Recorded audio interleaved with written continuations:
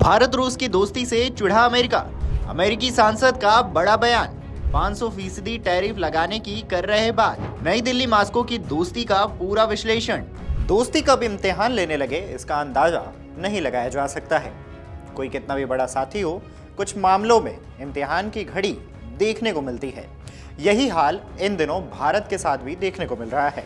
रूस से तेल, गैसोलीन या पेट्रोकेमिकल्स खरीदने वालों पर अमेरिका बिजली गिराने की फिराक में है। ऐसे में भारत और रूस की दोस्ती इन दिनों एक इम्तिहान के मोड़ पर आ खड़ी हुई है। ऐसा इसलिए क्योंकि अमेरिका के एक सांसद ने कहा है कि अगर भारत रूस से तेल, गैस या पेट्रोकेमिकल खरीदता है तो उस पर 500% टैरिफ लगाना चाहिए। अमेरिकी राष्ट्रपति ट्रंप की पार्टी के सांसद का यह बयान चर्चा में है। ऐसे में क्या सच में ऐसा होगा कि भारत पर अमेरिका इतने फीसदी टैरिफ की सोचेगा? चलिए विस्तार से बताते हैं। नमस्कार, मेरा नाम तन्मय है और आप देख रहे हैं अमर उजाला। यूक्रेन की राजधानी कीव में दिए गए इस बयान के बाद अमेरिकी सांसद ने ये कहा कि भारत और चीन मिलकर रूस का 70% तेल खरीदते हैं, इसलिए इन दोनों देशों पर 500% टैरिफ लगाना चाहिए। यूक्रेन की धरती पर खड़े होकर अमेरिकी सीनेटर रिचर्ड ब्लूमेंथल ने रूस के खिलाफ साहसिक आर्थिक आक्रमण का आह्वान किया है। क्यू में एक प्रेस कॉन्फ्रेंस के दौरान इस प्रस्ताव का खुलासा किया गया। इसका मकसद क्रेमलिन के युद्ध कोष को रोकने के साथ चीन और भारत जैसे वैश्विक खरीदारों पर दबाव बढ़ाना है। सीनेटर रिचर्ड ब्लूमेंथल की ओर से पेश किए गए विधेयक में रूस से तेल, गैसोलीन या पेट्रोकेमिकल्स खरीदने वाले सभी देशों पर 500% टैरिफ लगाया जाएगा। बता दें कि अमेरिका का यह बयान तब आया है जब रूस ने भारत चीन रूस यानी कि RRIC त्रिकोण को फिर से शुरू करने पर जोर शोर से वकालत की है। खैर, आपको बता दें कि रूस यूक्रेन युद्ध के दौरान पश्चिमी देशों ने मॉस्को पर कई तरह के प्रतिबंध लगाए हैं, जिसकी वजह से रूस से कम दामों पर कच्चा तेल और पेट्रोकेमिकल प्रोडक्ट बेचना रूस ने शुरू किया। भारत ने इस दौरान अपनी जरूरत का अच्छा खासा हिस्सा रूस से ही इंपोर्ट किया। कोई भी साझेदार देश यही करता है। यही वजह है कि इसको लेकर अब माननीय ऐसा बयान दे रहे हैं। Centre for research on energy and clean air ने हाल ही में एक रिपोर्ट पेश की थी। इस रिपोर्ट में कहा था कि युद्ध की शुरुआत से लेकर अब तक रूस ने जीवाश्म ईंधन निर्यात से 835 अरब यूरो का राजस्व अर्जित किया है।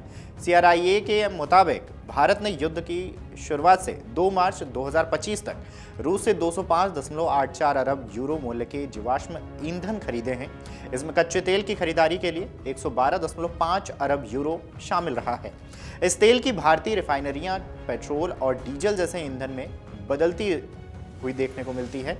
कोयले के लिए 13.25 अरब यूरो भी खर्च किया गया है।